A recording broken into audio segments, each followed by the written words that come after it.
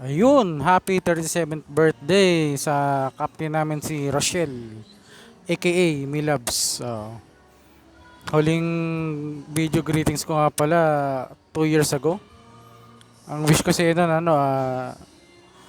magkaroon ka ng boyfriend tapos makapag-asawa ka na. Oh, di ba natupad?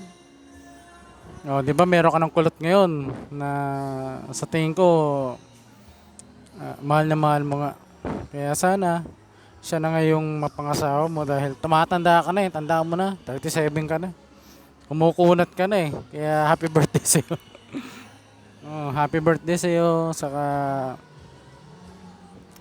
napakasipag kasi na tao niyan si Milab. So para sa pamilya ang ginagawa niya, tumutulong sa mga pamangkin, sa magulang, sa mga kapatid.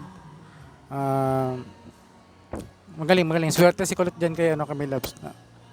Kompleto sirkados na eh. Maganda, sexy, magaling kumanta. Ewan ko lang kung marunong magluto.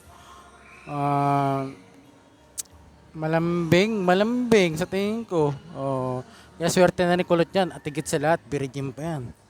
Oh, swerte ni Kulot siya makakauna.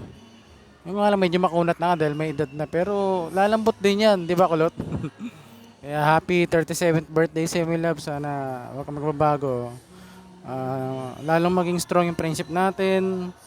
Ah, kay Kulot, maging matatag yung relasyon nyo. Saka mag-asawa ka na. Tanda mo na.